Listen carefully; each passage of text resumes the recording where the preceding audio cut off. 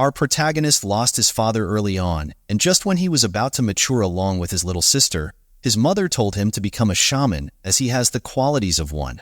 The spirits protect him. She continues if he doesn't choose the path of a shaman, he will end up in big trouble one day. After that, his mother forced him to do all sorts of religious things, poetry, magic, and bizarre things he had never even heard of. He couldn't accept it all since he already knew what he wanted in life, and in response devoted himself to his studies, and after 10 years, and as he became a member of society, he died. He was speechless. Trouble befell him as his mother said. However, what was more surprising was that he was reborn. He didn't think next life existed, and everything his mother said was true. People don't understand things they haven't experienced, and he understood that quite well after he died. He tells the class they will continue from the last lesson and will teach them about Magi circle activation. He is a teacher at a magic academy. Things happened, and it came to that. In a train, the conductor asks a man to check his ticket. After verifying, he hopes the man enjoys the trip. He was assigned to number 403 in the fourth carriage, third cabin. After entering the room, the man sees an old man reading the newspaper. The old man greets him, and he bows to greet him. He was reading a body and noticed the news at the back of the paper. It is about the ending of Yuta Kingdom's civil war, which ended with the princess's faction victory.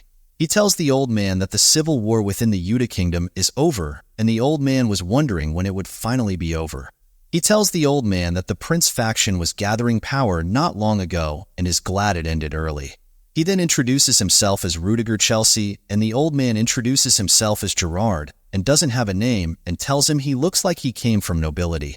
Rudiger tells him he is from a fallen nobility. Rudiger asks Gerard where he is heading, and he says he is headed to the Empire's capital Lindenborough because he heard it's a popular tourist destination. Rudiger tells him the Exilian Empire is good for sightseeing because of its advanced magic engineering, and he is headed to Leatherbelk since he is a new member of Theron Academy. Gerard tells him that he seems young and must be incredibly skilled. Rudiger tells him he is not and barely passes. Gerard tells him many people fall short of that, and he should feel very proud of himself. Rudiger thanks him for saying that, and since they are talking about the Civil War, if he has heard the rumor. The rumor says the main character who led to the princess's victory wasn't a skilled mage or a high-ranking knight, but a wandering mercenary called Machiavelli. Gerard gives a very tame reaction and says he thinks it's just a rumor. It wasn't a rumor because Machiavelli was someone who wandered the world looking for an object and was one of the names he used before changing his identity. Gerard asks Rudiger if he will be in charge of a class as soon as he arrives at Theorn. Rudiger tells him he will be in charge of the second year. Since he started in the second year, Gerard tells Rudiger he is more skilled than he thought. Gerard then notices something, and Rudiger asks him what is wrong. Right as Gerard was about to say something, the train blew up. Rudiger in the destabilized train wonders what is going on and if the engine exploded. Gerard tells him there is no way since the train's mechanism is protected by magic. Gerard notices something and tells Rudiger that it's an ambush, and it must be a robbery aimed at the wealthy merchants or nobles, and if the explosion is their work, there is definitely a mage among them. Gerard tells him that they should hide or escape first. Rudiger tells him he will take the lead just in case. Rudiger gets out of the cabin and says they are the only ones in the fourth carriage. Gerard asks him if the passengers on the other carriages will stay in their cabins. Rudiger tells him since the cabins have protection magic cast on them they might be. Gerard says it's not a good decision since the breached exterior was protected by the same magic. The cabins are no longer safe. Rudiger wonders why they haven't moved to their carriage when the sound of the explosion came from the third carriage. Gerard says that if he were a robber, he would target the first carriage since that's where the wealthy first-class passengers are. Gerard tells him they should use the time to escape through the back and just need to hold out till the guards from the border arrive, while saying that a robber gets in there through a window. Rudiger tells the robber to back off, and Gerard tells him that he doesn't seem to be in a good condition. The robber then rushes at them with a knife. Rudiger stops him by using magic, sending the man flying away. Rudiger only knocked him unconscious for a while. When Rudiger goes to look at the body, Gerard tells him it is dangerous. Rudiger tells him it is all right, and he is going to interrogate him a bit. He then asks him why they attacked the carriage.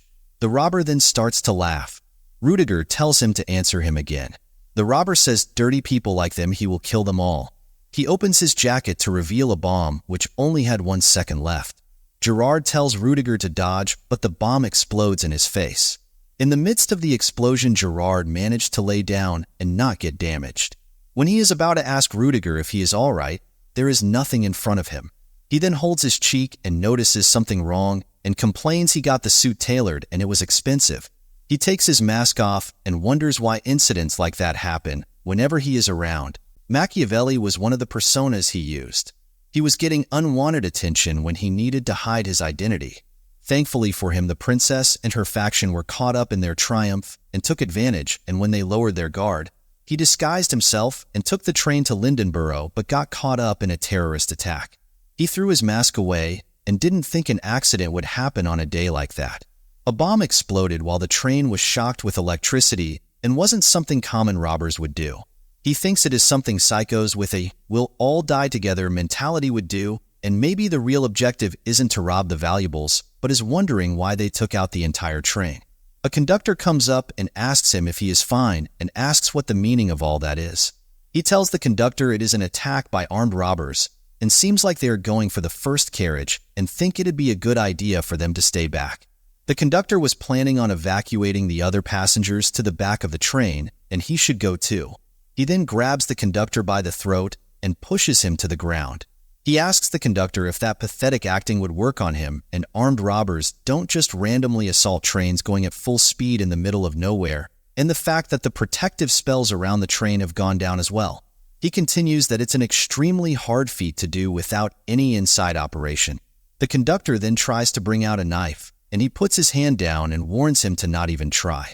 He tells them that they are all too quick to act, and asks the conductor who they are and what they are after.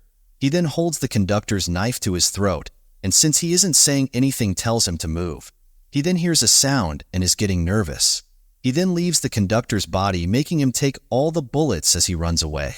Since he didn't give him any opportunity to talk, it must have been planned. More robbers enter the carriage and are confused seeing him survive all that gunfire. Machiavelli tells them they can't kill him and quit dreaming. The robbers then try to shoot Machiavelli, but their guns won't shoot. One of the robbers then tells the others that he is a mage and used magic to stop the guns from working. His magic then gets neutralized and another mage comes and says he didn't expect there to be a mage on the train. He gets surrounded and they tell him to surrender, and if he stays still, he will get a peaceful death. The mage thinks he doesn't feel like a typical mage and is probably a rank 4 mage like him based on the fact he doesn't recognize his face. Machiavelli tells him it has been about 10 minutes since the explosion and it takes ages to get out of the Arate mountain range and can't wait for reinforcements either. He jumps off the train to the robbers' shock. The mage tells one of them to check and tells them that he can't see him and thinks he actually jumped off and maybe they scared him. As he says that the man dies and the mage says he is above the train on the roof. They think he used flight magic and the mage tells him to shut up and find him, and since he is a mage, normal people can't do much against him. He tells them to leave behind a few men and leave the rest to the first carriage. They started to shoot the roof while Machiavelli was running to the back of the train. They then step on a trap and wonder how he managed to do that in that short time. The mage thinks he is completely different from the mages he has encountered in the past. He notes that he is more of a hunter than mage, like a mercenary.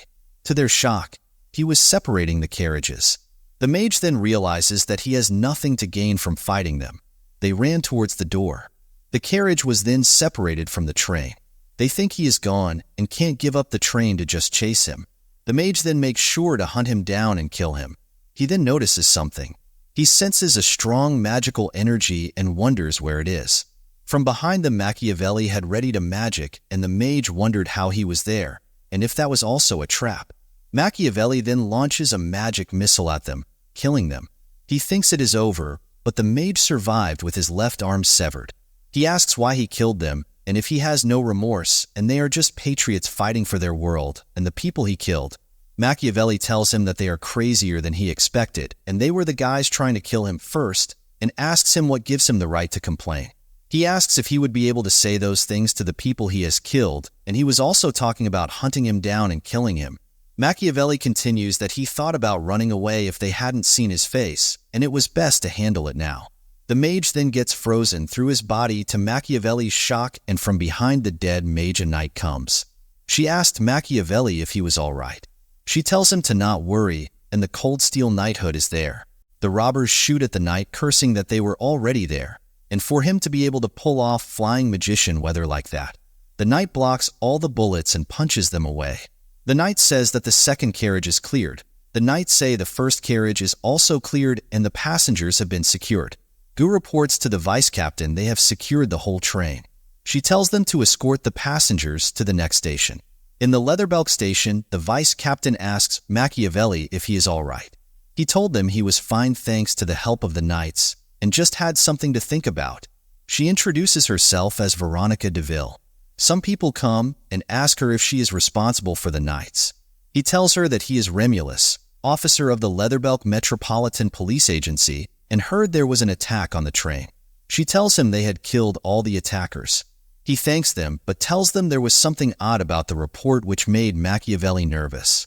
He tells them that the train was taken over by the robbers too quickly, and even if a mage was involved, they broke into the train too easily. So they believe there is a high chance someone is working inside the train. As long as they can properly identify themselves, they will let them off quickly. She understands and asks Machiavelli if he heard that. Machiavelli is in trouble since there was nothing wrong with Gerard's identity and purchased tickets through usual methods. The problem is his appearance, and he doesn't look like a man in his mid-40s. If he gets investigated, it is only a matter of time before his true identity is revealed. If he is lucky, he will be hanged or tortured.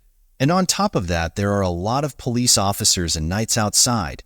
It's impossible to escape. And to top it off, the vice captain seems like someone who is very cruel to the wicked. The police ask him if he is fine and had to bring the list of names, and he doesn't have to worry. He tells him if he had a ticket to show it to him. Another officer came and said in cabin 403 and nothing else. He asks where the other person is, and Machiavelli tells him that the other man was swept away by the explosion and fell off the cliff. Vice Captain tells him to wait and that Machiavelli wasn't a suspect in the first place and he was fighting the terrorists before they arrived. And why would he do that if he was a traitor? The police then connect the dots and apologize, calling him Rudiger, shocking Machiavelli. After seeing the report, the police and the knight were shocked seeing that he was assigned to Thorn. He tells them that, as they mentioned, he is the newly appointed Rudiger Chelsea. He apologizes for causing him inconvenience, and Rudiger tells them thanks to them he came there comfortably. Remulus says he will escort Rudiger to Thorn, but Rudiger says he doesn't have to do that. Remulus then says he will be nurturing the future of the Empire and how they could send him off on his own. Rudiger mentally tells himself that it is uncomfortable traveling with the two of them. He then takes his leave and tells Veronica that it was a pleasure meeting her. She tells him if fate allows it, they will meet again, and Rudiger leaves. Rudiger thinks he did it and apologizes to the real Rudiger because of him. He survived. He is thankful that the photography techniques aren't great in the world and is hard differentiating between him and Rudiger. When Rudiger thinks he is fine, his name gets called from behind. As he turns around, a man introduces himself as Wilford, an employee at Thorn. He came there due to the concerns upon hearing the news of the attack and that he is glad Rudiger is safe. He tells him to enter the carriage so he can escort Rudiger to Thorn. Rudiger thinks he is trouble since he didn't think they would send someone to get him personally, and the man isn't the average employee. He has a toned body and didn't even hear him approaching and is probably a knight. If he tries to escape using excuses, it will seem suspicious and would be followed immediately.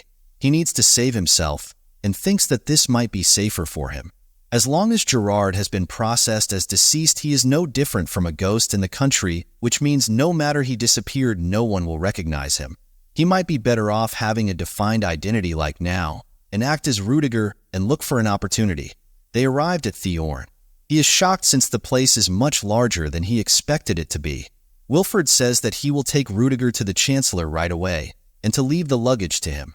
In the Chancellor's room, he introduces himself as Rudiger Chelsea, and he is there since the Chancellor was looking for him. The Chancellor tells him she has been waiting for him, and she introduces herself as Elisa Willow. Elisa asks Rudiger if he is all right since she heard he got caught up in the attack. Rudiger tells her he is all right, and the Night Order came to help when things got dangerous. She tells him it is a relief because he is their new professor after all. and would reflect poorly on them if he got injured. Rudiger can't believe she is talking about how things would look for them so openly, and she is not the average person. He also has been sensing something bizarre since she came and wonders if he is overthinking things. He wonders if the true Rudiger has met her before, and if she realized he is not Rudiger. She tells him that this is their first time meeting, but he is pretty handsome and tall, and Rudiger disregards his worry if the true Rudiger has met her before. She then hands him over a paper and she reminds him, and be certain, his contract will be of 2 years and the salary is written there. They will also provide him board and lodging. He looked at the contract, but he intended to leave the place quickly. After looking at his salary, he was awestruck since it is 30 imperial gold pieces per month. In terms of public currency, that is 30 million dinar, and in Korean currency, it is 30 million won. She asks him how the contract is and that the terms are pretty decent. He tells her it isn't bad. In his mind, he hit a damn jackpot. He calms himself down and thinks that it means they hold high expectations for the professors in the academy. He wonders if he can hide his lack of abilities within Theron where geniuses attend. He already has his position secured, and if he suddenly refuses the position, he'll look suspicious and has no choice but to do it. Deceiving, bluffing, and reading the room are the things he is good at. He tells her he has confirmed the contract and to sign it. He also has a fair share of experience and is not lacking in terms of theories and is confident he can put up a good job as a professor. Elisa tells him she looks forward to working with him and they shake hands. He just needs to survive for 2 years and will be free. In his house, he thinks he has 3 weeks until the semester starts, and that is enough time for preparation. He didn't think they would lend him a whole mansion, though. He is a professor this time. It has been 27 years since he came to this world. He had to count on himself because of his useless parents. He has survived many arduous trials until now and never imagined he would be a Theorn professor. He needed a new identity, and Rudiger's circumstances are perfect for a disguise. He is from a fallen noble family of the small kingdom of Kaydan, an only child, and both his parents have passed away. The letters he has with his acquaintances are simple greetings, so he isn't close with them, which means no one should recognize who he is and is a perfect disguise. He needs to gather the contents of his lectures and find information about Theorn, and goes to check out the lay of the land first. His stomach starts to rumble since he hasn't eaten anything since the train incident. He decides to do everything tomorrow instead, and thinks about where they said the restaurant was. 2 weeks has gone by and Rudiger is drinking coffee in a shop and has managed to confirm what he needs, and the preparations for the classes went smoothly. He then thinks it's time for him to go back and prepare for orientation. A person comes behind him and tells him it is a relief he is safe, and was worried something happened to him. Rudiger is shocked and stays quiet. She asks him why he hasn't been in contact for 2 weeks, and the other members were also wondering what he, a First Order, was doing. Rudiger tells him that he had to confirm something. If he isn't mistaking it, the person is there for him. To be precise, she was there for Rudiger. She tells him that the attack was an accident and didn't know the rebel forces would be attacking the train at that time. He tells her that aside, he needs information about Theorn. She tells him that they already sent him the information, and he tells her he wants to confirm if the information he has received is in line with what people know on the ground. Rudiger wonders what is happening and needs to play along so they don't suspect him. He asks her if they had taken care of everything. She tells him before she got there, they assassinated all key figures from the academy they designated as targets. They also tracked down and took care of the traitor within the organization. She believes they have ground the traitor's limbs, fed them to him, and they are the remnants of his body to the dogs, and that is a befitting end for a traitor. This is not good and calms down first. She apologizes to him that she should have personally confirmed it and reported it to him. He wonders what she is talking about and tells her to forget it and asks her why she is suddenly looking for him. She says it has been half a month since he entered the place and hadn't heard from him. He says she decided to take things in her hands at such a critical time. When she apologizes, he tells her to be quiet. He acted angry, and not only did she take things into her own hands, with that suspicious get-up, it was getting on his nerves. He asks her if she is trying to attract more suspicion towards them in the area. Since the person seems sensitive to how he behaves, he is sure that the person is scared of Rudiger. He tells her it's time for her to check in and asks how many are gathered. She tells him there are currently 21 third orders and 7 second orders that have successfully infiltrated, and the other first orders have also entered and taken up their positions as planned.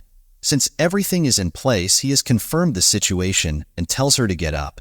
She tells him for their next rendezvous, he needs to come to the designated location. He asks her if she is telling him to go there, and Mir likes of them ordering now. He tells her he doesn't want to hear any excuses and that he will decide when another rendezvous is required, and he will allow another rendezvous when someone of his rank or higher requests to meet. She asks if by above he meant the Zero Order. He tells her that others from the Zero Order have said to him to not bother him with trivial matters. He leaves and damns Rudiger since he was more dangerous than he thought. Because of the assassination of key academy figures and feeding the traitor to the dogs, they are totally insane and need to get out of there. She tells him to wait a moment and asks him if she can know what he will do to call for them. He didn't think of that and tells her if he needed to spell it out for her. She tells him he doesn't and he leaves. A fallen noble with no family and not only the youngest rank 4 mage, but also a professor at Thorn, Rudiger should have suspected this earlier, and the reason why his environment was so ideal, it's an identity made to gain trust. Because once he infiltrated the place, he can't use his original identity, and the letters Rudiger receives are coded messages. He realizes he is screwed and can't believe what he chose in a rush was a nuclear bomb.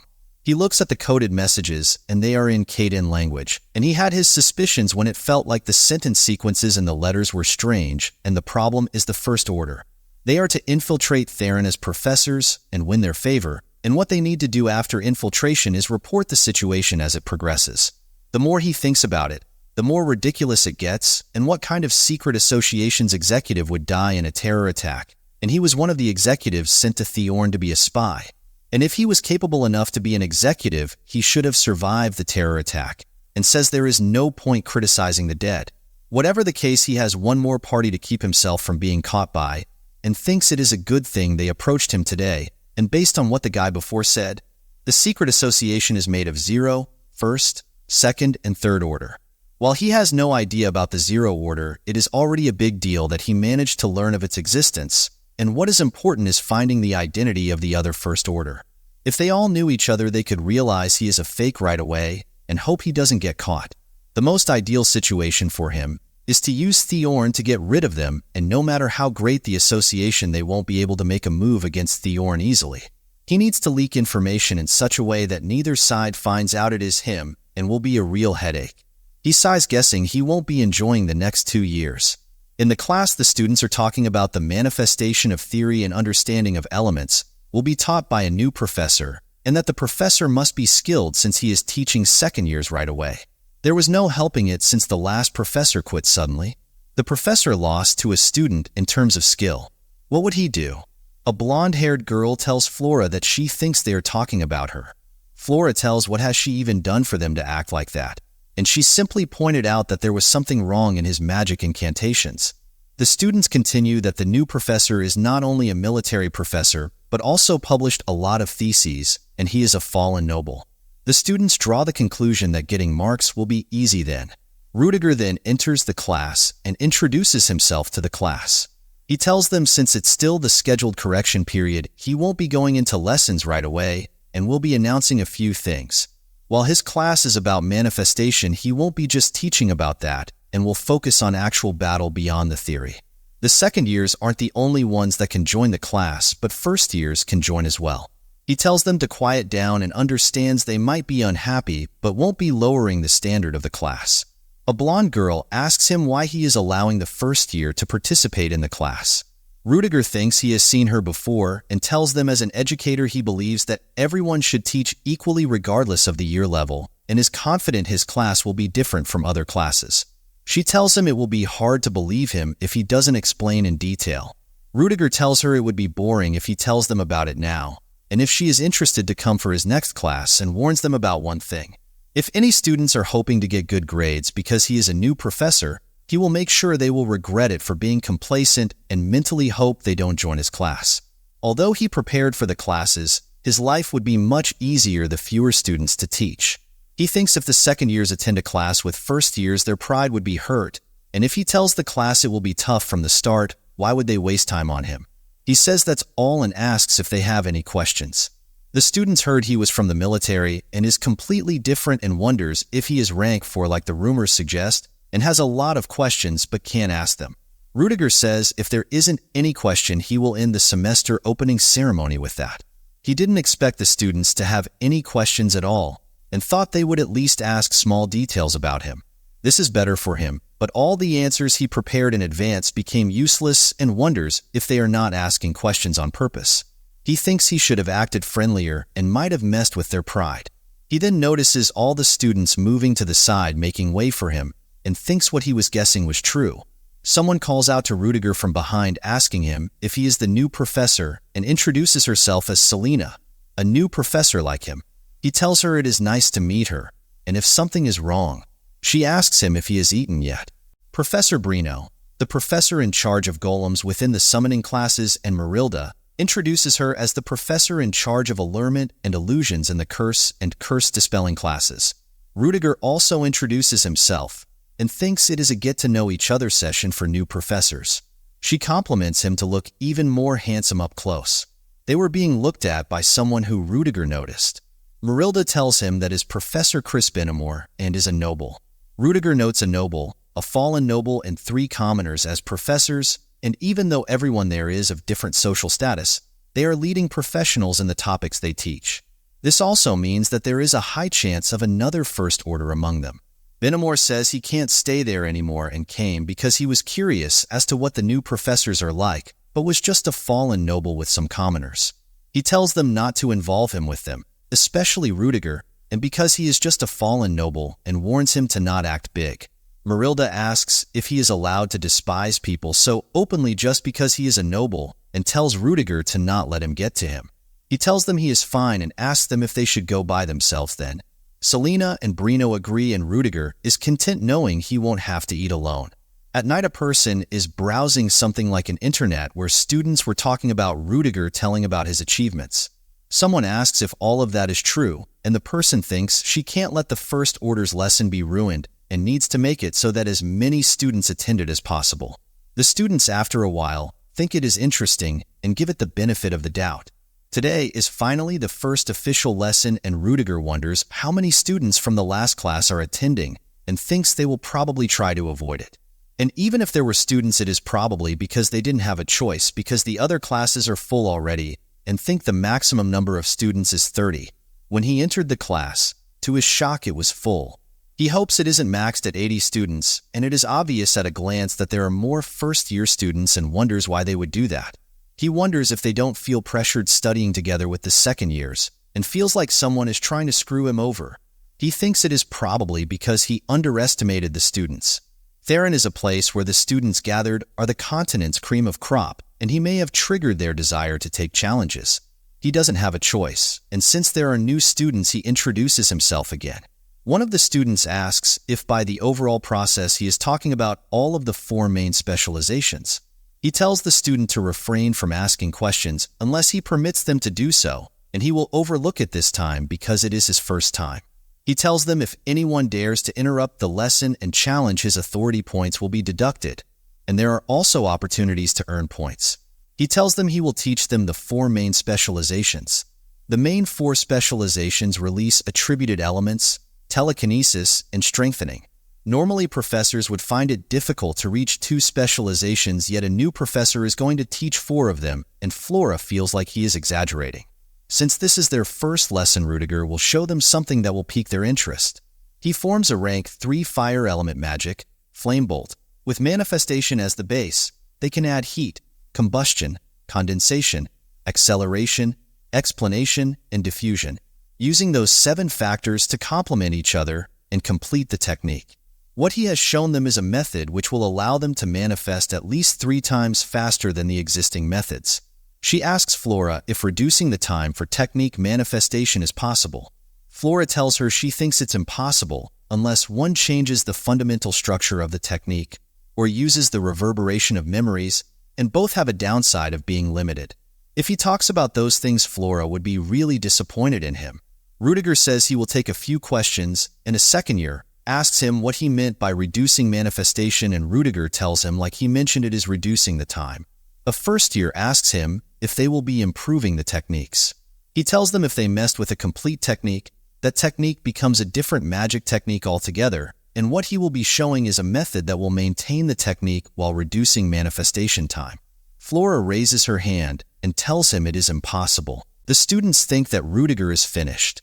Rudiger tells her he hasn't allowed any remarks aside from questions, but will hear her for now, and asks her how a student could be convinced that it is impossible.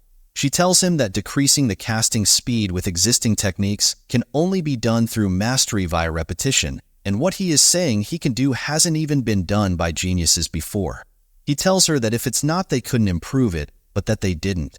He continues magic has stagnated because of emphasis on being placed on tradition and history. Meanwhile, science progressed constantly and now endangers the seat that magic sits on. He isn't saying science is superior to magic, but magic has room for growth, and as such he is wrong, since no one has tried to improve upon it, and he is the first. Flora asks him if he is serious and wonders what is with his shameless confidence. He tells them an explanation will be hard to comprehend and will show them. He asks Flora if she knows the average composition time for flame bolts. She tells him it depends and third rank takes 10 seconds, and as rank increases, you can cast it within 5 seconds. He tells her that she is correct, however, he doesn't welcome the method used for increasing your rank, and what he speaks of is something that he has matched to be on the level of the students that listen to his lectures. She tells him it will be 5 seconds at the very least, although she can cast it faster. Rudiger tells her she has incredible confidence, and if she could perform on the platform. She goes down and casts a flame bolt, and the students are awestruck by her speed, and she really is Lumos's daughter. Rudiger was using a stopwatch and tells her time is 4.87 seconds, and is a speed that makes it hard to believe that she is a second-year student. She tells him it is not worth speaking of. Rudiger tells her it is slow to her shock. He tells her the lowest recorded time of a third rank is 4.41 seconds, and is very slow. She tells him she will become faster as she becomes more familiar with it. He tells her that 4.41 seconds is slow. The students wonder if he is serious and how fast he could be. He tells them to watch carefully and a flame bolt is used like this. He raises his staff and fire shoots out. Flora wonders what he is doing, and that isn't the technique for flame bolt. To their shock, the technique completed in an instant, and it didn't even take a second. Flora knows that wasn't the technique for flame bolt, and he didn't even take any of the steps necessary for completing the technique. He will show them again in case any one of them misses it and casts it again. Rudiger remarks all of their expressions finally changed, and the flame bolt that he cast earlier manifested in 0.24 seconds, and is certainly different from the current record. However, at the same time, it will be strange since the technique he cast at the start wasn't a flame bolt. However, at the same time he used a flame bolt. More precisely, it was a technique to use a technique. The students are confused about what that means.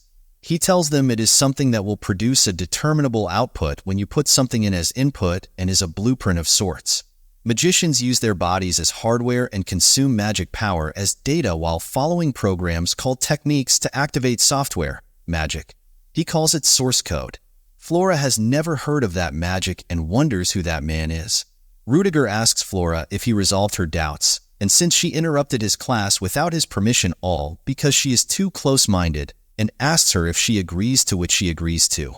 He says her actions were clear, frontal assaults on a teacher's authority, and as such she faces a penalty of 10 points. The entire class is shocked by the decision, and when Flora goes back, he tells her flame bolt was perfect and will give her 10 points, and he doesn't dislike excellent students. She clenches her fists and thanks him, and the class finds it a relief. When she goes to her seat, Cheryl asks her if she is fine, and she says she is fine. Cheryl thinks Flora can brush something like that off easily as expected of her. But Flora does not let it brush off easily. Rudiger then starts the class and tells them he will teach source code to a select few students that do it well, and if they want to learn it, they need to work hard. The class then gets motivated to do well in his class, and one student notes since everyone spoke badly of him, he was wondering if he picked up a terrible class, but Rudiger is amazing. The class then ends and Rudiger leaves the class. The students say he is incredible and can't believe they got to see something like source code that day. A student behind him says being impressed after seeing something like that, and he is making his shortcomings glaringly obvious, and that is why commoners are worthless. He looks around wondering if the noble was talking to him, and asks him if he is talking to him. The noble asks him if he just mocked him. He tells the noble he didn't, and the noble says he dare look down on the eldest son of Baron Felio. The commoner already said that is not what is happening there. Some blue-haired student comes behind him, and Baron Felio asks if that is the territory at the right of the border of the empire. The noble sighs and asks if Theron also allows such kids to enroll, and the blue hair says it is better than letting some idiotic kid from a baron family in. That pissed off the noble and started preparing magic, asking how they dared to insult the noble. The blue hair tells him to try it then, and he wants to see what will happen if they get attacked there, and he doubts Theron will overlook this matter because he is a noble and asks him if he didn't receive a notice in regards to that matter before enrollment. He also tells the noble he ought to take a look around before raising his voice, and if he doesn't see the others in the place. He then leaves telling them to wait and see.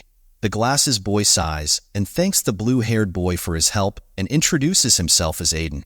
The blue-haired student introduces himself as Leo, and there is no need to thank him, and he was simply disgusted at him acting arrogant, just because he is a noble. Aiden tells him he is such a nice kid, and Leo asks him if he heard what he said. Leo then leaves and Aiden says they should go together. Leo asks him if he knows where he is going, and Aiden says that he is holding the textbook for the alchemy class, which is his next class too. Leo tells him to do as he pleases and advises Aiden that it'd be good if he wasn't so obvious that he is a commoner and can't learn magic properly. Those words stabbed Aiden. Aiden tells him he is clueless about those things. Leo tells him he needs to learn how things work at Thorn because from second year there are students who are overwhelmingly powerful. First up being Flora Lumos, and Aiden realizes that the girl who went to the rostrum during lesson time. Leo tells him she has a bad personality too, and to be careful of her, and there are rumors the previous professor left because of her. And next is of the bloodline of the Exilian Empire, the third princess, Irender von Exilian, and nothing good comes out of commoners like them involving with royalty. And lastly, the person who is leading the largest clique of nobles among the second-year students, Proyden Woolberg. Aiden asks if he meant one of the three great duke families, and Leo tells him they view commoners like insects and it is best to not get involved with him. When Leo thinks a bit the idiot from before also seemed to be a part of that clique of nobles. Aiden wonders if he got on their bad side already and shrugs it off, asking if there is anyone else. Leo can't tell if he is brave or dull, and there are a few more he will tell as they walk. Aiden asks him if he wants to eat lunch later, and Leo asks him why he would do that. There was a student overhearing them from above. Rudiger, while walking, thinks their reactions are way better than he thought they'd be. This world is similar to 19th century Earth, and taking the fact that magic is there, the development of science is lacking in many areas compared to the 21st century, and source code was made combining magic and science. When his teacher first saw his ideas, she told him it isn't that bad and wasn't expecting much. While it allows one to use magic faster, and more accurately, it is limited to rank 3 and is complicated to make. He can't just be teaching only source code, and if he doesn't want to get caught for being a fake, he needs to prepare more things to teach. He reaches his personal office, and after entering, there was Elisa welcoming him in there and asking him how he liked the place. Rudiger is taken aback by her being there, and she tells him Thorn provides professors with personal space and can do as much as he likes there. Rudiger asks her why she is there, and Elisa asks him if she isn't allowed to be there. Rudiger says he is curious about the reason she is there, and it is a tad burdensome. She tells him it is because he is a precious professor of Thorn after all, and as the chancellor she has to take care of him. Rudiger wonders why his body itches every time their eyes meet. Alina pouts, saying he is being too calm, and expects him to be shocked. He tells her he is shocked enough, and mentally is more shocking than running into a ghost at night, and why was she in the office when he opened the door? She tells him the other new professors were also shocked, and he is the last professor she is visiting. Rudiger is confused why he is the last and thinks that she might be onto him, and no matter how well hidden the secret association is, she would know about any suspicious moment in Thorn.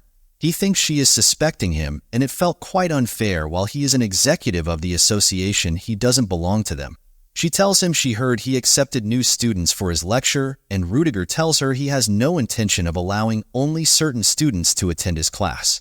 She tells him she is in favor of his teaching method, and there are a few amazing first-year students this time around, and there are students using unique magic as well. Rudiger has just got the student list and didn't know that. She tells him since the princess is in his class to ensure there are no problems, and while not telling him to give her preferential treatment, It would be problematic if something bad happens to her and she has high expectations of him. She is less worried now that the student's feedback isn't bad and Rudiger offers her some tea before she leaves. But she leaves saying she has a pile of work to attend to and must go off, and she appreciates his offer. Wilfred asks how he is and if Rudiger is trustworthy. Elisa tells him she is mainly focusing on people she feels the most wariness from but doesn't have any leads. Wilfred tells her he thought things would progress once the Chancellor came. She also expected things would progress but didn't know since he didn't even move an inch after facing her charming gaze twice. He would have fallen for it if he were rank 4, but had no reaction to her gaze, which meant he resisted with pure willpower. She finds him a fun guy and a trained terrorism case because of the recent undercover set Thorn. She can't miss the smallest details. She wonders if the train case was a deception and the person got swapped in the chaos. She asks what Wilfred thinks, and he says he isn't sure yet, and thinks he is definitely not an average person, which is an old man's instinct. She says Wilfred's people-watching skills are very trustworthy, but she isn't sure if she can trust Rudiger's words and had to watch more. Rudiger was sitting there with his soul sucked out.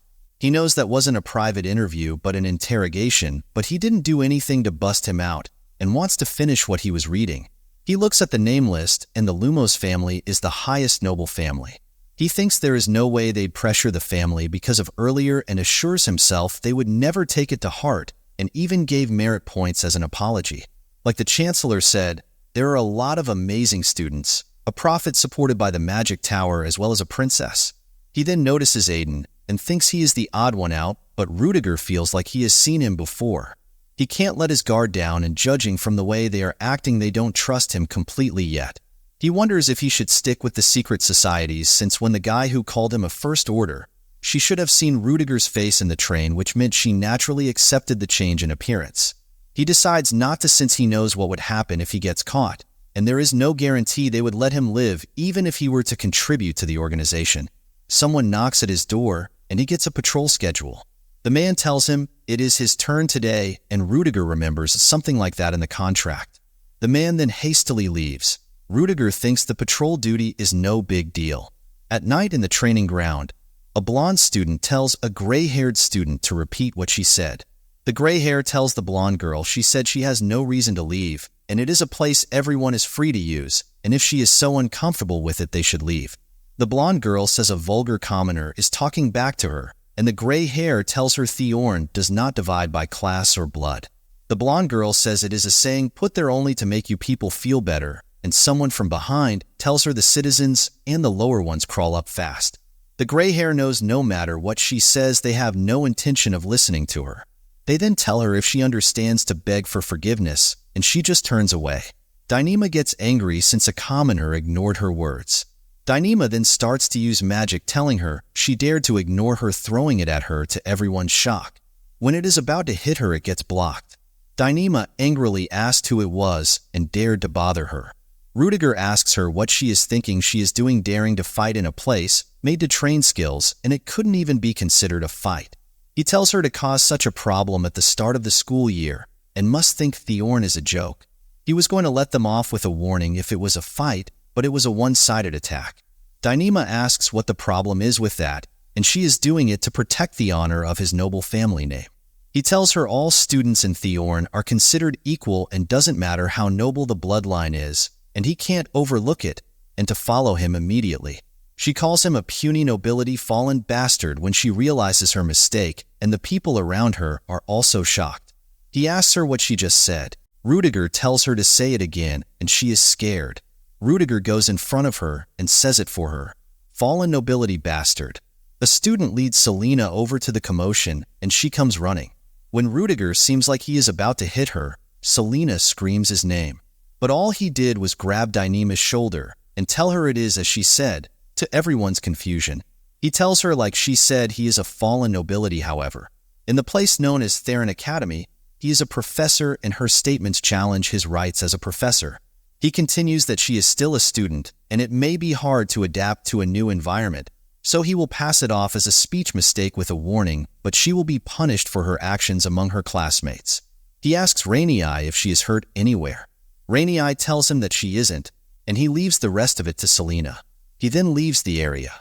Rainy Eye wonders if Rudiger remembers that she is taking his class, and she is just a commoner amongst the 80 people in the class.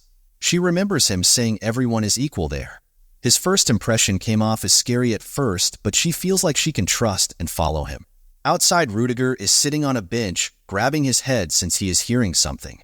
He brings out a medicine and eats it, making him feel better, and he would be in big trouble without it. It was unlucky for him to have such an incident happen at the exact time and almost humiliated himself. The first signal to his body occurred at the first training ground, and it was manageable back then. However, the symptoms got worse and had to leave quickly, but that girl happened to talk so loudly at that moment. He thinks he did okay, but his facial expressions were probably a mess. This is the last of what he packed. He can last around 5 days, but he might have to use magic in between, and if he uses the pharmacy, a record will be made. It is getting dangerous for him, and needs to get in contact with that guy as soon as possible. In the lunch table, Selena says about a werewolf. She tells them that the students that went to Leatherbelf yesterday saw a dark figure lurking through the night's fog on the building rooftops. He tells her it sounds like a city ghost story. She tells him excitedly there seems to be a witness in Thorn as well. She tells him it could be them seeing things, but there is a possibility. Unusual phenomena happen from magic in Thorn, and there are also the 7 Thorn ghost stories. He asks her if there is really a thing like that, and Selena confirms it and asks him if he didn't know. Rudiger says Selena seems to know a lot about ghost stories. Selena gets flustered and tells them it's not her, who carefully researched if there were ghost stories in the academy and starts explaining that. Rudiger and Marilda drop a sweat because of it, and Rudiger just complimented her. Rudiger tells her to calm down. Marilda changes the subject, saying Rudiger went off pretty fancily during the first day of instruction. She asks him what the lowering composition time for magic is called. Selena excitedly screams source code, gathering the attention of everyone there, embarrassing her. Marilda asks if it is true. Rudiger confirms it, and they didn't think such a thing was possible. Rudiger notices everyone looking at them. Marilda tells him everyone is interested in his magic, and rumors have spread quickly. Marilda asks him if he is sure he can reveal such a unique magic there, and Selena says he could have made a special patent in the magic tower with that. He tells her that he isn't very interested in stuff like that. He knows it is better off not making a patent, since if you don't watch your back, it's easy for him to get backstabbed or robbed unless the magic towers approach him first. The problem is the other professors are actively after him, and Benamor's stare could kill a man. Rudiger remembers Selena talking about a werewolf. He went to the alleys and it was getting late and decided to scan the surroundings. A werewolf comes up behind him and attacks him, which he dodges. Rudiger then kicks him away. He was wondering why it came so late and if he was waiting to pull off a trick like that. The werewolf says it's been so long he couldn't have pretended to be surprised. He then tells it's been a while, and Rudiger says it back to Hans. Rudiger tells him he is still making trouble like the old times, and what has he done now? Hans asks him rough equals digger thought Hans wanted to end up like that. He didn't know a dog in a woman's arm would come running straight at him. Rudiger remarks he is just born to be funny. Hans tells him not to laugh, just because it wasn't him who ended up like that, and he feels like he has been cursed. Hans is a human when he gets bitten by an animal. He develops a gene, and whether he wants it or not, he turns into a form of the animal.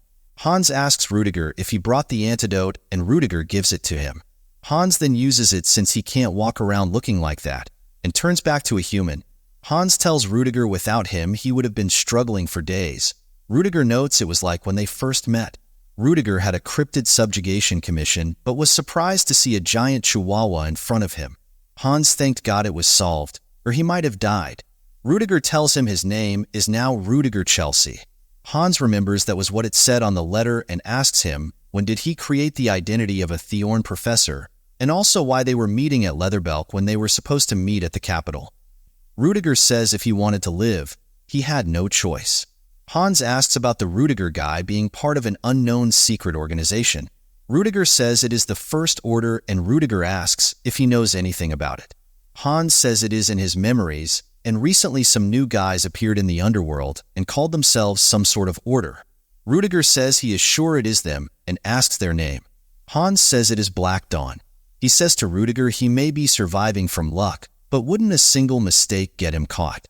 Rudiger says that is why he must prepare and asks him if he has brought the suitcase. Hans hands it over and Rudiger says he hasn't opened it, and Hans replies it would be crazy of him to do so. They both rely on medicine, and Rudiger asks if they could have immediately met since he arrived 2 days ago, and why he said in the letter to wait. Hans is confused about what he is talking about, and Rudiger says the day before yesterday there were rumors about a werewolf. Hans says he arrived there today, and why would he be standing around for 2 whole days? They stayed silent and heard something and looked at the thing that made it. Hans asks Rudiger if it is real, and Rudiger confirms it for being a real werewolf. Hans says he needs to leave quickly. Rudiger says he will notice them if they move and thinks he is searching for nearby prey. Rudiger notices a tag on the werewolf and tells Hans he needs to go check.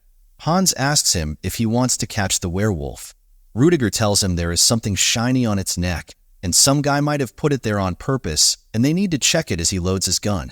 Hans says he hasn't seen Rudiger use that in a while, and the last time he saw it was when he was an active cryptid hunter, and he had an alias back then too. It was Van Helsing, Abraham Van Helsing. The werewolf then notices Rudiger and rushes to him. Like Rudiger expected, it had a constraint in its neck, and he is curious about a lot of things which he will find out when he gets a hold of the monster. It then howls and slashes at Rudiger, which he dodges while casting magic on the ground. Rudiger is back to a wall, and the werewolf attacks him, but Rudiger activates the magic, making the werewolf fall down, covering its ears. Hans wonders why he is suddenly acting like that, and if it ate something bad. Rudiger tells him he made a supersonic sound that resonated there, and regular humans can't hear it and must hurt its head a lot.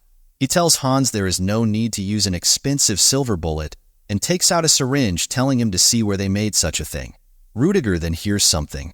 It was the police, and the werewolf tried to escape. Rudiger then grapples onto the roof, not lose the werewolf. The police say there is someone on the roof, and to arrest everyone suspicious in the area. Rudiger is running after a werewolf, going from roof to roof and on a train. Rudiger was planning to suppress him, but he had no other choice. When the werewolf came at Rudiger, he threw a shuriken at it, which it barely dodged. Rudiger says it has good senses, and he was going to end it with that single blow. He takes out his cane and casts magic, launching it at the wolf. Rudiger then runs at him, and when the werewolf tries to gain some distance the shuriken from before hits it, Rudiger jumps as puts his cane in its mouth, taking out a sword from it and using it to slash its head off. Hans almost gets caught and wonders when Rudiger is coming back, and as he thinks that the werewolf head came in front of him, scaring him.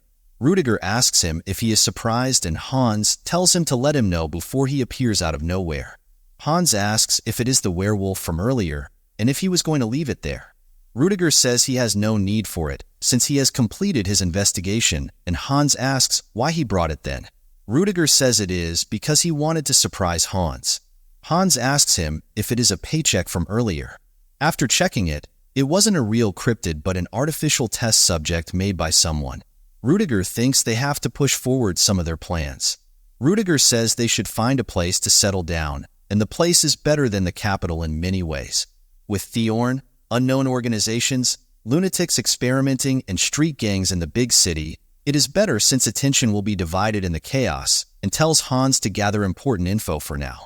Rudiger is in suspicion right now and can't freely move around, and keep him informed, and after that he will set up. Gathering information is Hans' specialty anyway, but to make a werewolf in this time, and age seeing the marking of an experiment, he doesn't think a normal piece is behind it. Rudiger thinks he doesn't have to be involved with anything troublesome anymore. The news about the werewolf was spread, and Rudiger notes the citizens are living in anxiety, and there was news on murder on Sunday as well, even though Rudiger killed the werewolf on Saturday. He then goes to a meeting, and Selina calls for him.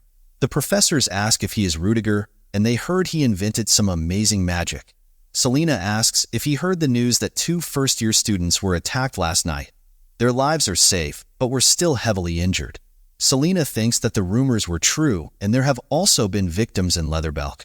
Marios, professor of pharmacology, tells them to be quiet since the chancellor is coming. The chancellor called them on this urgent meeting since she has an announcement. She heard an assailant has entered Theron recently, and 2 students were severely wounded last night. They don't know the culprit, but according to witnesses, it is a cryptid's work. A man stands up and tells her she must be mistaken. She asks Professor Hugo if he has anything to say. He tells her it is Thorn Academy. a land protected by the Exilian Empire and a werewolf in such a place. She shouldn't believe stories spread by the students. She reminds him that she said there were 2 victims. He tells her that is why he believes it's not a werewolf even more, and both victims are of noble lineage. After hearing that, Elisa started to get angry. Hugo continues that he believes the culprit is a commoner student. Elisa asks him to excuse her getting angry at his comments. Hugo says it is the doing of a commoner student, and why of all the students only the nobles were attacked. He continues that someone impersonating a werewolf is more plausible. The noble professors agree with Hugo. Rudiger thought that the Black Dawn would be at a disadvantage, but he miscalculated. Elisa was encouraging mutiny when they don't even have enough power together in the first place, and Rudiger wonders if this is the reality of the continent's greatest academy. A bug then fell on him, and he grabbed it. It was a message in the form of a bug sent by the Black Dawn. It said 3 test subjects were on the run, requesting suppression immediately if not removal, and if the test subjects are captured it is a threat to their identity. He then crushes the paper and asks God why give him a trial like that. Selena asks Rudiger if he is sick. Rudiger says it is nothing, but he didn't expect this situation to be related to Black Dawn. This event was outside any possible predictions, and they got hit as well, but the problem is the threat of his identity being revealed. Rudiger can't stay idle, and needs to remove the subjects before Thorn, and if he gets caught it will be over. Elisa tells Hugo his opinions are his right to express, but to take care of his given work properly. He asks her if she will strengthen the patrol. Elisa tells them to warn the students to not walk around late at night, and may also issue demerits when needed. It is an order from the Chancellor. That concluded the meeting. While Rudiger was walking, he tells a student to not bother hiding and come out. She comes out and Rudiger is sure this student is the one who approached him. He asks her what she is doing, and when she is about to tell him, Rudiger tells her to follow him to somewhere quiet. He asks her if she drinks coffee. In a cafe, Rudiger asks her name, and she tells him it is Cienida Los Hin. Since she has a caste, he assumes she didn't enter as a commoner and asks her real name. She tells him it is her real name. Rudiger is shocked it is not an alias. He tells her since she followed him, she had something to say and to spit it out. He surrounded them with soundproof magic, and it will be fine if they don't come in the area. He tells her not to call him the First Order from now. She asks him how she could do that. Rudiger asks her if she is planning to call him that in front of others as well, and it is an order. Rudiger then asks her the situation. She tells him that the recent werewolf events were from their affiliate groups and cryptid tests related to the black magic and Seamus studies are going on there. The Seamus studies were kicked out of the organization for their unethical experiments, so it is not under her power to know the details, but the subject escaped. She tells him it happened to go through the drain pipes and was the cause for the disaster at Thorn. Rudiger is surprised to hear that. She apologizes since she talked too much, and it isn't her place to say. He tells her it's fine and to continue. She tells him since it is his responsibility she should leave it alone, and tells him she heard it was related to him and came to find him. She tells him a different First Order, Victor Dreadpool, requested to let him borrow that name. He tells her like it said he only borrowed the name and didn't know it would end up like that. He remembers the name Victor Dreadpool for later. Rudiger tells her it's only 2 werewolves and not 3, and he pulls out the chain. She asks him when he will do that. He tells her it was 2 days ago in Leatherbelk.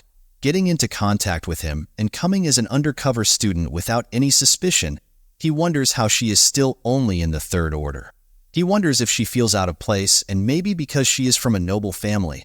An anti-society organization place wouldn't like nobles, and she will be used like a puppet and get thrown away later. He saw the balance of power in Thorn a while back, and now he sees balance carved in the Black Dawn. This could be his chance to obtain something through Cienida. He tells her since they came through drain pipes, to search around there, and asks if Thorn doesn't have this information yet. She tells him that is correct and doesn't know how long that'll last. He takes note of it and tells her if he gets the chance he will see her again. He then releases the sound barrier. He also tells her that her explaining skills improved a lot since when they first met and hopes she keeps it up next time. He leaves the cafe and Cienida quietly thanks him. Flora noticed magic and a conversation that needed magic and wonders who the 2 people are. In a lecture, Flora was thinking about the magic she saw across the cafe window, and from its color, She can tell it's a spell that blocks sound and normal people wouldn't be able to notice the color, not scent of magic power. She wonders why and what they were talking about. The professor ends the class and believes the weird rumors, and to not wander around too late, and if they get caught, they will receive demerits. The students then talk about the werewolf, and we're talking about trying to catch it, and to not receive demerits, they just have to not get caught. Leo asks Aiden what he thinks, and Aiden says getting caught would mean demerits, and should probably stay away. Leo knew that was what Aiden would say. Leo says he doesn't like acting out as well, and to leave it to the professors. Tacy bangs at their desk, and Aiden says good morning to her.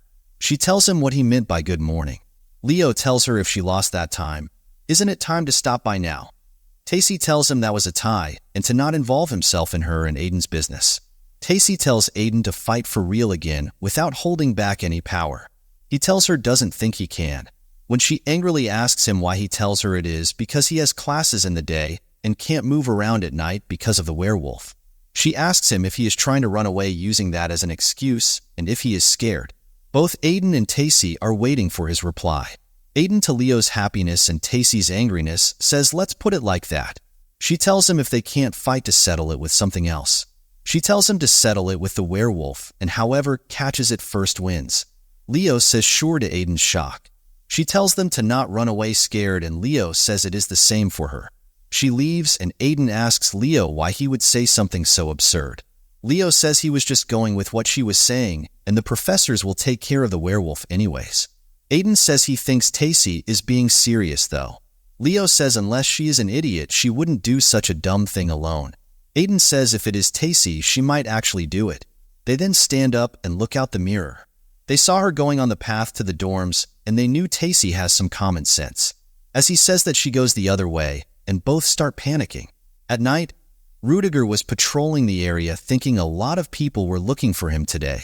Hugo told Rudiger that on the condition Rudiger helps him, he can help restore his family name, and ask him to look after the noble students. Hugo tells him they should be more flexible, and it isn't too bad of a condition. Rudiger didn't think he would come to a fallen noble. He must have been nervous. He is practically showing him sticking to the Chancellor is advantageous. Rudiger tells him in Thorn, there are no royals nor nobles, and he has no intention of bending that meaning, and he excuses himself to patrol. Rudiger thinks if he goes to that side his identity would be revealed, and why would he? And he doesn't want to get on the bad side of the Chancellor for no reason. Rudiger notices some students in the bush and tells them they were instructed to go back to dorms immediately and give them all 5 demerits. That was the 20th student. He heard there was a bounty but didn't think there would be so many students, and the threat of demerits had no effect. Rudiger knows the situation might get even worse with that and must take care of it before that happens. In the Thorn vicinity sewage treatment plant, Rudiger was there. Cienida told him the werewolf came through the sewers, and it was the only pipe big enough to contain a werewolf. He lights up the place and notes it looked like no one had been there. He saw werewolf footsteps and noticed 2 of them, one big and small going in the same direction, and hopes the footprints don't cut off in the middle.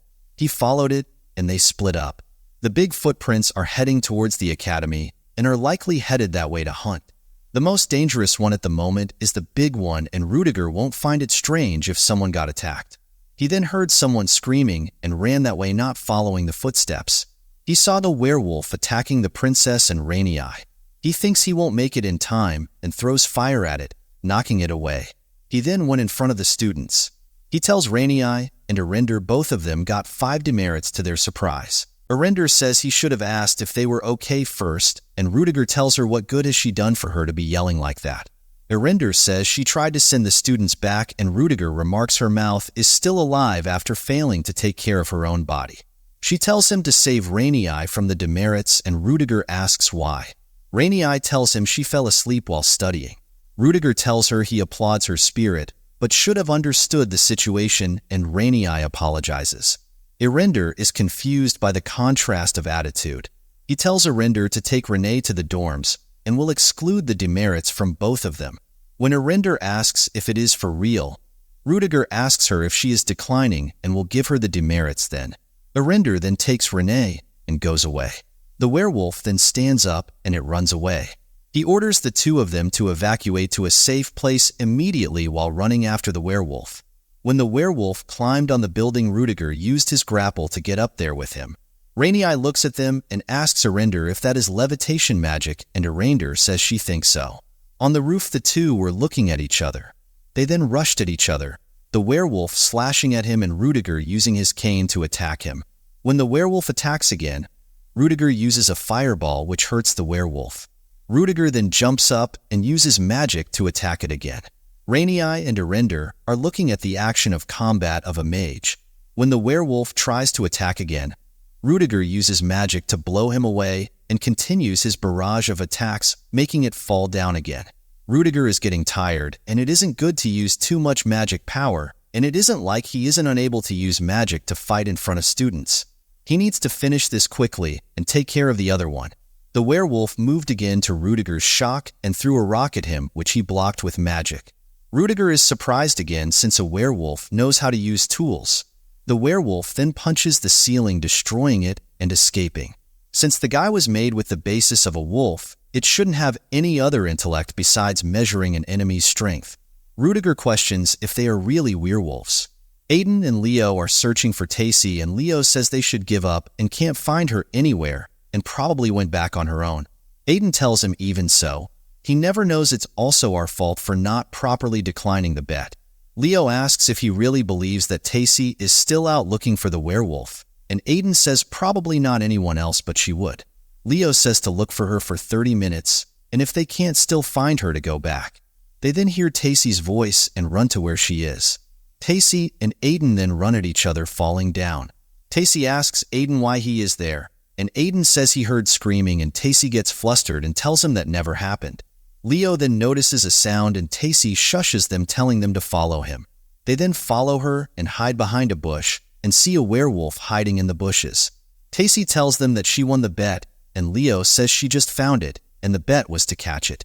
She says that she will catch it now, and Aiden tells her to wait and says he thinks the werewolf is injured and can't move and is why it is hiding under leaves. He asks her if she thinks it could have hid like that on its own.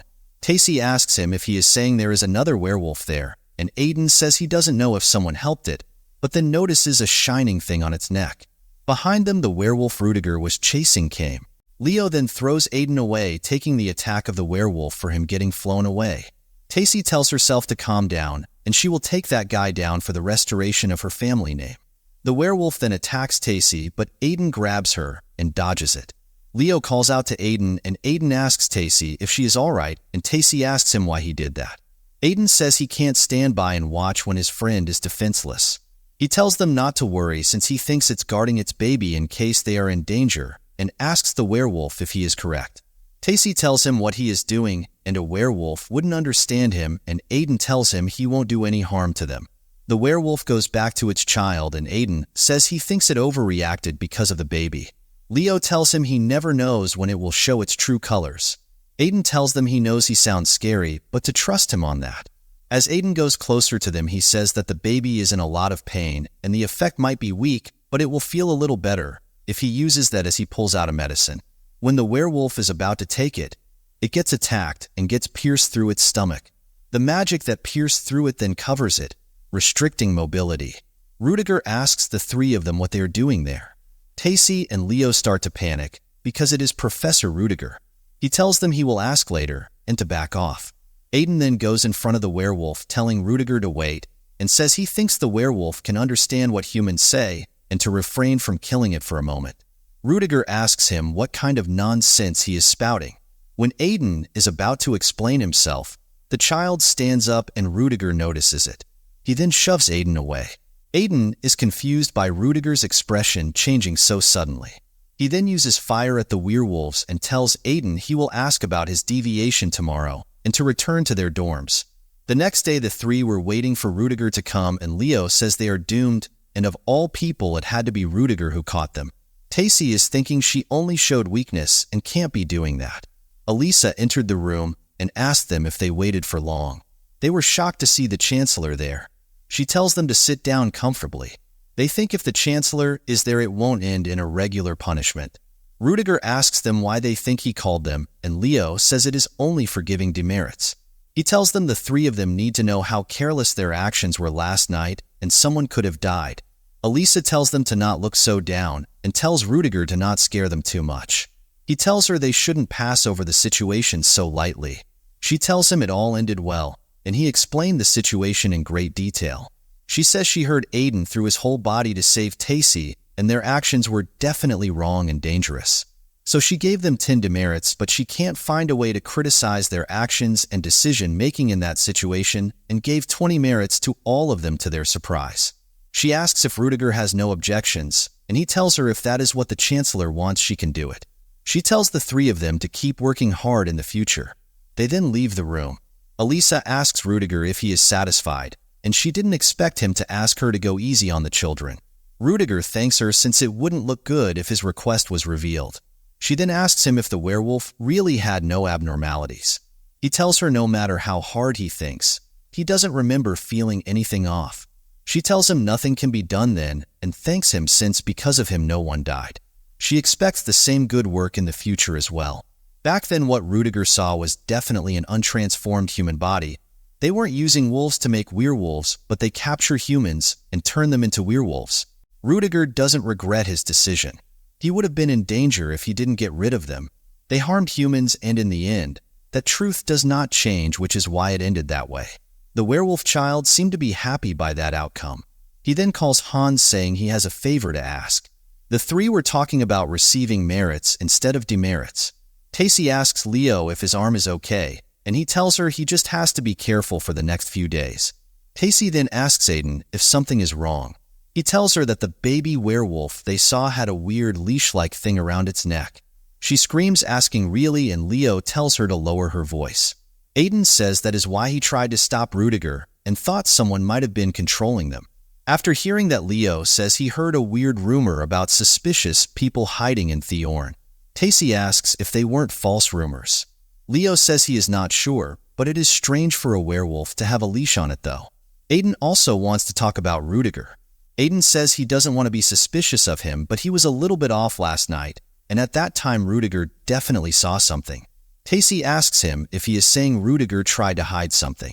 Aiden isn't sure, but has a feeling he knows something. Aiden thinks it could be his imagination, and there is no reason a professor would do something like that, but what if it was true and he is related to the rumors?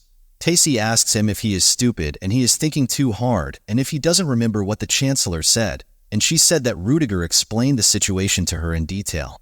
She continues if he was hiding something, why would he do that, and was pretending not to care but was definitely looking after them, and Aiden is suspecting him like that.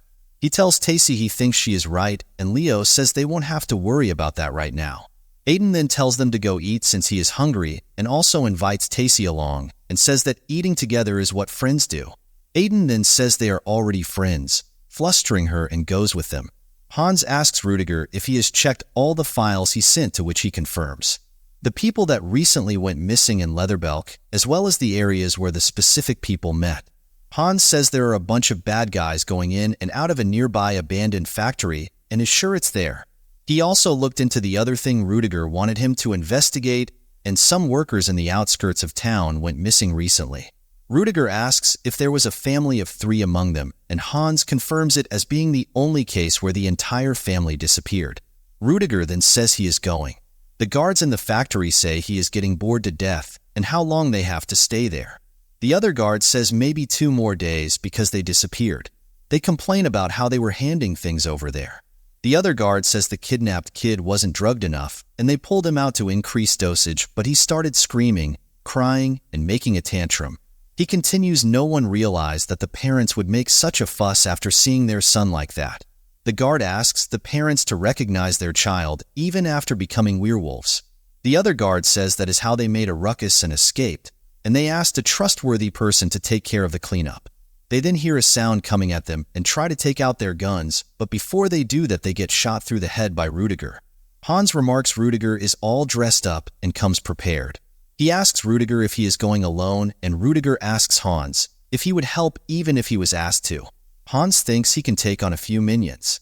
Rudiger says he can do it alone and asks how many are there. Hans tells him there are around 40 people and are preparing to leave. He asks how much fighting power they have, and Hans said it'd be better to think each guy has a gun, and around 3 of them have empowered armor and 2 are dark mages, and he can enter through that sewer drainage. Rudiger then asks Hans about the family. He asked how old the kid was. Hans, to Rudiger's disgust, says he was 7, a very young kid. He then entered the place, killing the people there easily. He left a trail of bodies. A bug was there who saw the whole thing. A blonde-haired man says it looks like a rat was hiding among them. The big one asks if it is the secret bureau, and to stop what he is doing and send all the men over there. The blonde guy puts the bug in his eyes and doesn't think it's the security guys, which is better for them, which means he can decimate them without anyone caring. When the people there try to fire at Rudiger, their guns don't work because of the fire's silence and get their knives out. Rudiger takes out his gun, and one of them calls him an idiot, saying in fire's silence his weapon won't work, but he shoots him. The others were shocked to see him use magic bullets. A man in full armor and a weapon tells them to move, and it is his turn now. He tells Rudiger even if he is a mage he is done for if he gets by that, as he charges his weapon. He then shoots it at him, asking him how it tastes.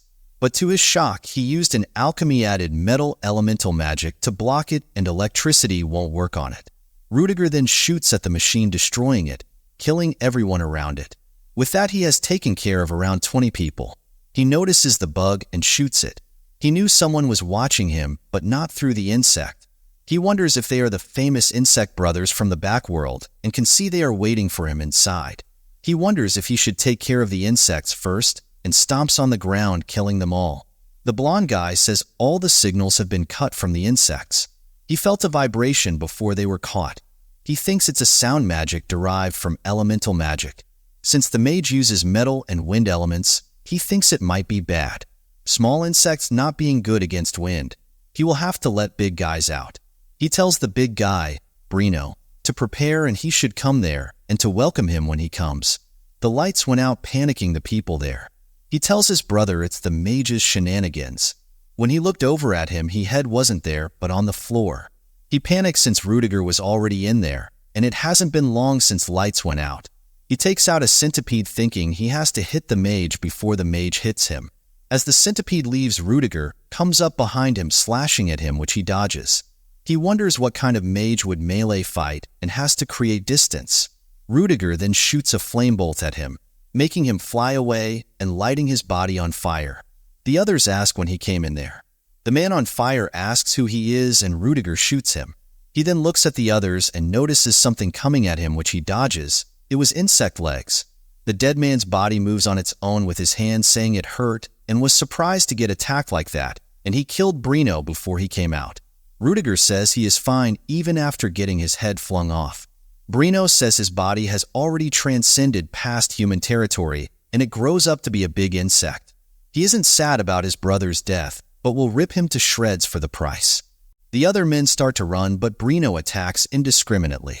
Rudiger asks him if he has no care for his own servants, and Brino says if he is so concerned about them to stand still. Rudiger shoots at his head, but nothing happens, and it slashes back at him. He then prepares a firebolt and shoots it at Brino, which he dodged even with his huge body, to Rudiger's shock. It then uses its hand to grab Rudiger, and Rudiger uses firebolt point blank. He notes it's fine after a direct hit of magic. It throws Rudiger, saying if he wants to burn Brino, he needs to use a 4th rank. It starts attacking Rudiger, but he wasn't there and wonders where he is. It broke a pipe above it, and Rudiger came down. Brino says Rudiger moves pretty fast like a pesky insect.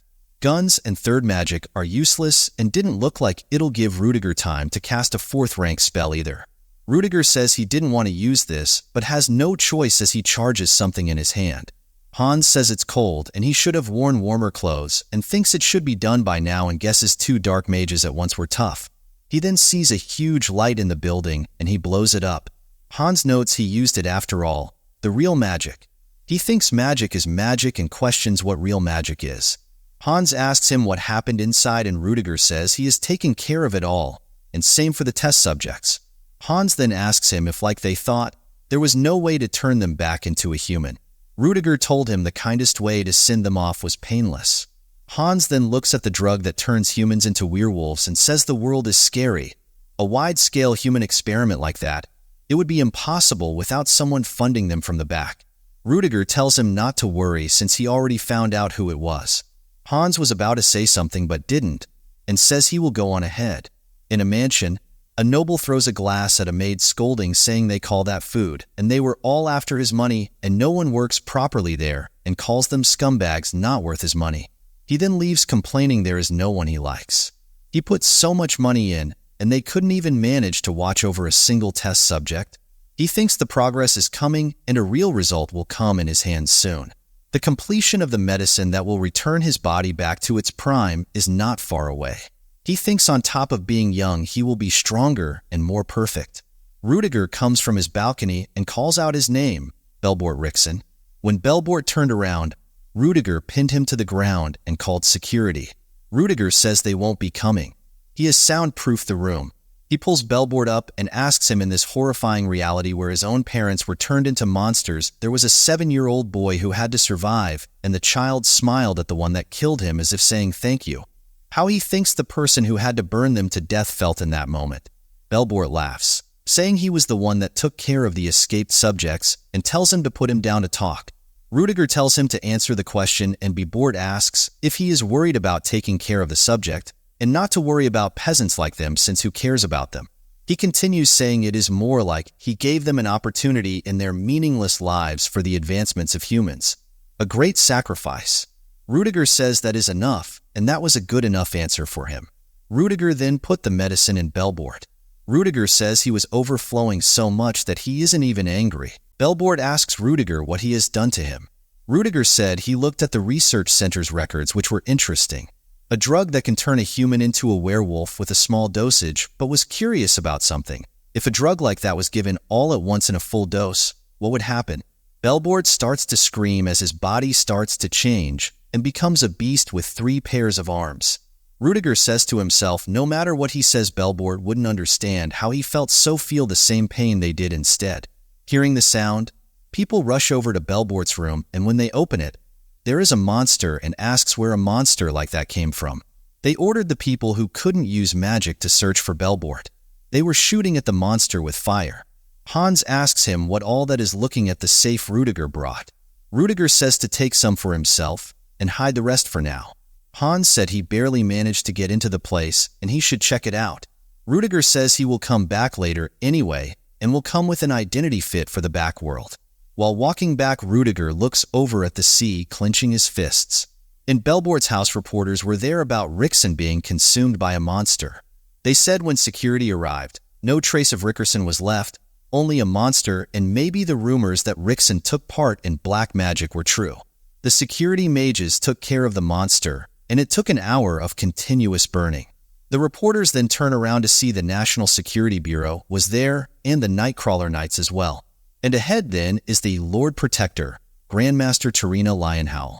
The reporters then take more photos since the national security is there, and it looked like an inside scoop is doomed and now had to write an article about the national security. Getting intimidated, they let her in. She entered with 2 of her subordinates. The inspector in there greets Tarina, introducing himself as Inspector Teberin. She tells him starting now the rights of investigation will be taken by the National Security Bureau, and to submit all clues and evidence he has found. He then tells his subordinates to back off and leave. The girl behind her, Inya, signs saying it was hard getting into that mood. The man beside him, Lloyd, tells her not to be dumb. She tells Lloyd they don't need to be composed when no one is looking, and Lloyd says it's the same if no one is watching, and the Nightcrawlers are ready in any situation. Tarina shushes Lloyd, and they just have to not look generally loose, but not to forget their purpose for coming there. She looks at a burnt corpse and asks if it is the monster, and it is miserable. She says Belbort was rumored to not only be a part of black magic, but a cryptid as well, so him being killed by a monster can be a coincidence. Lloyd tells her the witness statements are consistent about a monster appearing and Rickson was killed. Inya looks at the corpse and says it is burned inside out and won't be able to find anything. Tarina says to search the inside more. Inside there, Tarina finds a tilted frame but a spotless wall, and when she pushes it back, finds a hidden space. She tells them there is nothing inside, and based on the width and location, it seems like a place for a hidden safe. Lloyd tells Inya that Belbort Rickson was infamous for being an evil businessman and might have black money to hide. He could have hidden emergency funds there, and there should have been a safe there until last night. Tarina notes the dustless ground shows that there was a safe till last night. A sudden death, a monster, A missing safe was too much to call it a coincidence. She notes someone took part in Belbort's death and wonders how they left no trace like that. The only person she knows skilled enough for that is Rudiger's other identity, Arsène Lupin. Tarina tells Lloyd it's nothing and asks if there have been any unique cases in Leatherbelk recently, and he tells her there is one of an abandoned factory burning down, and there isn't much time difference between it and Belbort's death. Tarina says there is definitely something there, and they will go there.